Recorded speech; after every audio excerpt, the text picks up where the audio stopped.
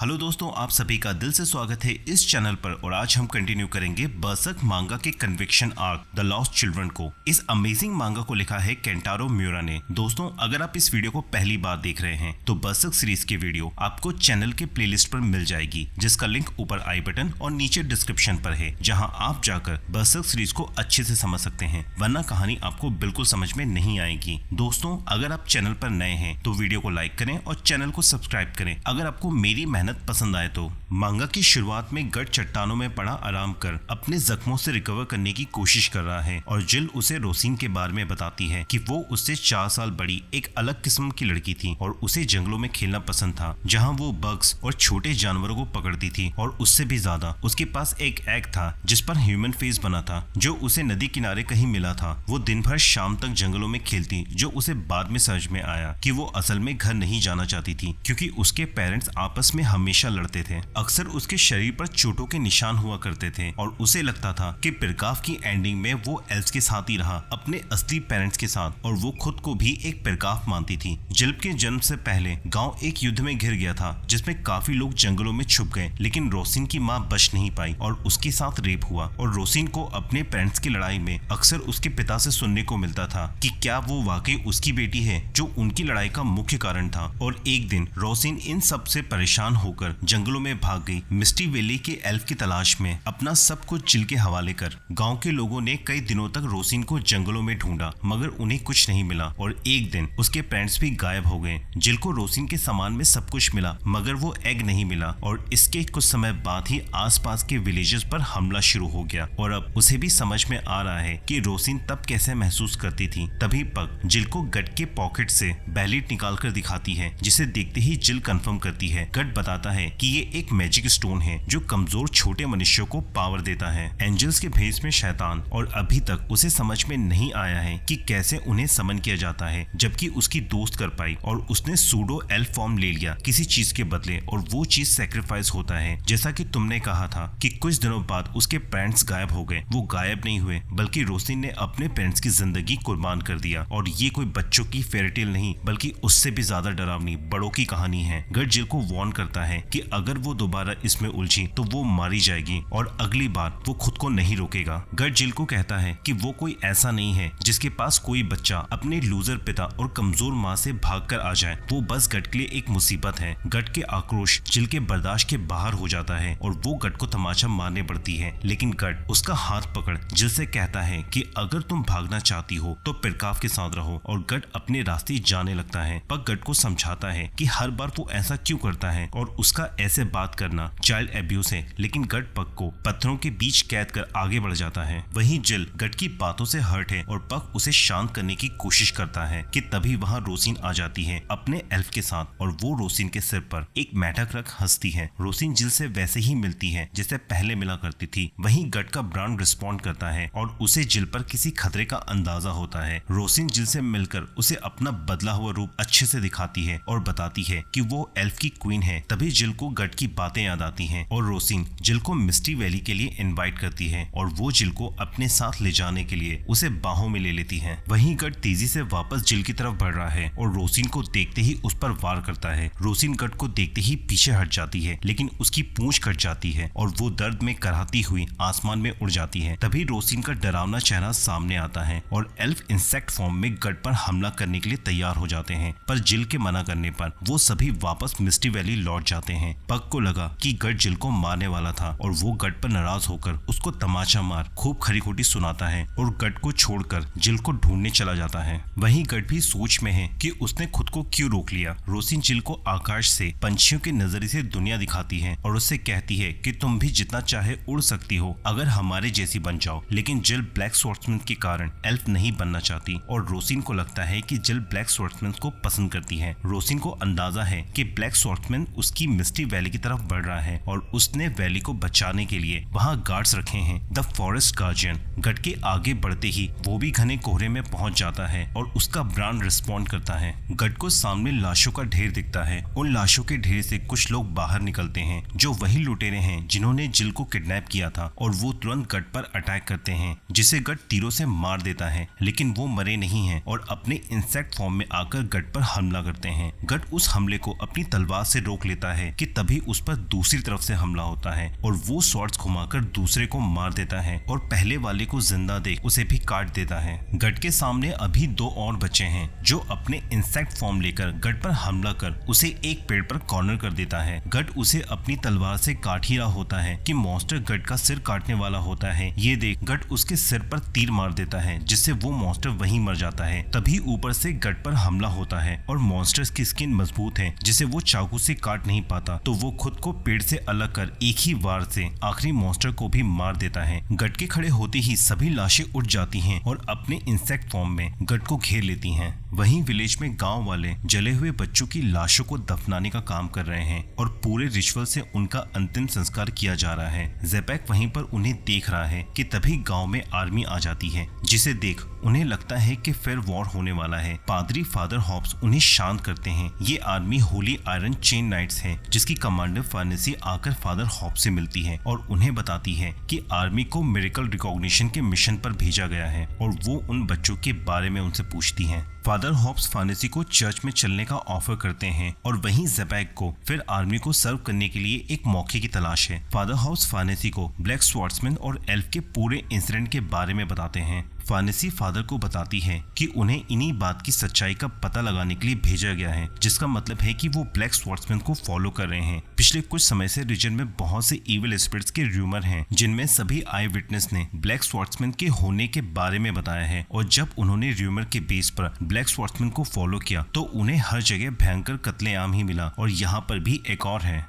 फार्नेसी का मानना है कि ब्लैक स्वॉर्ड्समैन डरे हुए लोगों का एक भ्रम है जो एक क्रिमिनल को इस इंसिडेंट से जोड़ रहे हैं और फादर होप्स को लगता है कि इस बात की सच्चाई उससे मिलकर ही पता चलेगा और उन्हें शक है कि वो एल्फ के पीछे मिस्टी वैली गया होगा जो पहले ही खतरनाक जगह है। वहाँ पहले भी जांच पड़ताल के लिए लोगों को भेजा गया लेकिन कोई वापस नहीं लौटा। ये सुनते ही फार्नेसी गाँव से किसी गाइड की डिमांड करती है और तभी ज़ेबेक एज वॉलंटियर वहाँ आ जाता है और ज़ेबेक खुशी खुशी अपने घर पहुँच अपने पुराने आर्मर और हथियार ढूंढने लगता है क्योंकि अब उसकी किस्मत चमकने वाली है। वहीं गट मिस्टी वैली पर मॉन्स्टर से लड़ रहा है और आखिरी के बचे हुए 2 मॉन्स्टर जो कभी नाइट्स हुआ करते थे उसके रास्ते में हैं। गट के लिए एक ही समय में 2 ट्रेंड सोल्जर से लड़ना मुश्किल हो रहा है और वो गट पर भारी पड़ते हैं। तभी वो दोनों के बीच फंस जाता है जहाँ उसके आगे और पीछे दोनों तरफ मॉन्स्टर है। गट के लिए थोड़ा मुश्किल है मगर वो बड़े मॉन्स्टर पर क्लोज रेंज कैनन ब्लास्ट के धक्के को रोटेशन के लिए यूज कर पीछे आ रहे मॉन्स्टर को काट देता है और दोनों के मरते ही गट अपने घुटनों पर आ जाता है। क्योंकि इतने सारे मॉन्स्टर से अकेला लड़ना मुश्किल था, गट की गर्दन पर कोई सीरियस इंजरी नहीं है, फिर भी वो मरहम पट्टी के लिए अपने पाउच में हाथ डालता है तो उसे एल्फ डस्ट मिलता है जो पक के वहाँ बैठे रहने की वजह से था और थोड़ी ही देर में उसके सारे घाव भर जाते हैं। वहीं पक जिल का पीछा करते हुए मिस्टी वैली आ जाता है और वहाँ के खूबसूरत वातावरण को देख थोड़ी देर सुस्ताने लगता है। तभी उसे पास ही खेल रहे दूसरे एल्फ दिखते हैं और वो उनके पास खेलने पहुंच जाता है। पक को देख एल्फ को थोड़ा शक होता है। पक फिर भी किसी तरह उन्हें कन्विंस कर लेता है और एल्फ पक को एक आंख देते हैं जिससे वो खेल रहे थे। पक किसी तरह खुद को रोक उसे खेलने लगता है कि वहाँ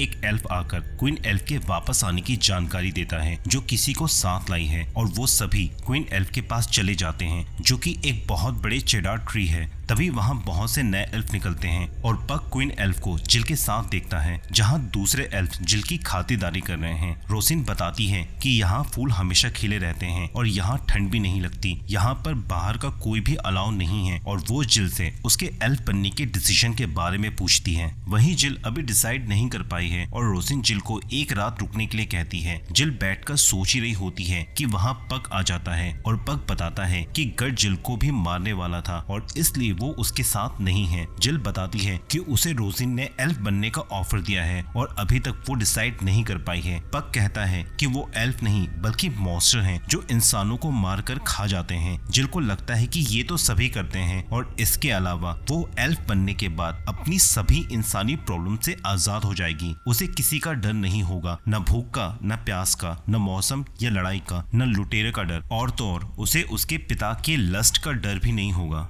जिल कहती है कि हो सकता है वो अपनी माँ की तरह कमजोर बन जाए जो अपने ही बच्चों को ना बचा पाए, या हो सकता है वो अपने पिता की तरह हो जो अपने ही परिवार को बुली करे। और जिल की ये बातें पग पर असर करने लगती हैं और तभी एल्फ वहाँ पर वॉर प्ले खेलते हुए सच में लड़ने लगते हैं और उनके बीच कत्लेआम शुरू हो जाता है। उनका असली रूप देख जिल डर जाती है और उन एल्फ के मरते ही वो अपने असली इंसानी रूप में आ जाते हैं। जिल ये देख डर जाती है और पग उसे वहां से भागने के लिए कहता है। जिल और पग भागते हुए और भी घने कोहरे में आ जाते हैं और जिल थकान से बैठ जाती है। पग के आसपास गौर से देखने पर हजारों ककून मिलते हैं जो वहां पेड़ों से लटक रहे हैं। जब पग एक ककून की जांच करता है तो उसे ककून के अंदर कोई चीज महसूस होती है और ककून के फटने से अंदर एक एल्फ निकलता है। पग और जिल उन ककून को देख ही रहे होते हैं कि वहाँ रोसिन आ जाती है। रोसिन बताती है कि ये जगह इमरजेंस ग्राउंड है जहां इंसानी बच्चे एल्फ के तौर पर दोबारा जन्म लेते हैं। रोसिन जिल के भागने का कारण पूछती है तो जिल बताती है कि एल्फ एक दूसरे को मार रहे हैं जो रोसिन के अकॉर्डिंग नॉर्मल है क्योंकि इंसान भी ऐसा ही करते हैं। रोसिन जिल को कन्विंस करने के लिए कहती है कि अगर तुम वापस गई तो किसी न किसी वॉर के बीच फंस ही जाओगी और दूसरी इंसानी समस्याएं, भूख,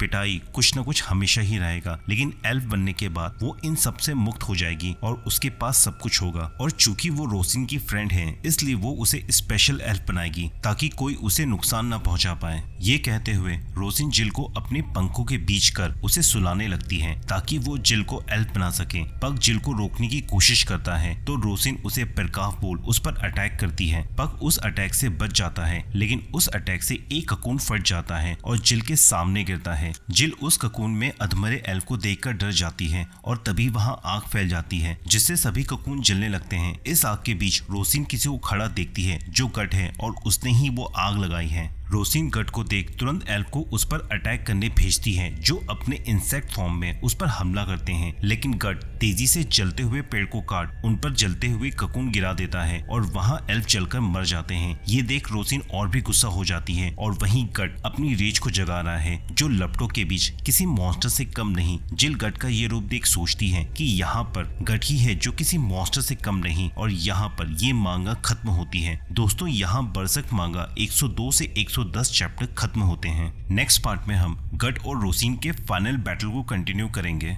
तो दोस्तों मैंने अपनी तरफ से पूरी कोशिश की कि आप लोगों तक इस मांगा का प्रॉपर एक्सप्लेनेशन पहुंचा सकूं। ये एक्सप्लेनेशन आपको कैसा लगा मुझे कमेंट सेक्शन में बताएं। अगर चैनल पर नए हैं तो चैनल को सब्सक्राइब करें। मैं इस तरह के वीडियोस आपके एंटरटेनमेंट के लिए लाता ही रहता हूं। मिलते हैं अगले वीडियो में, तब तक के लिए गुड बाय।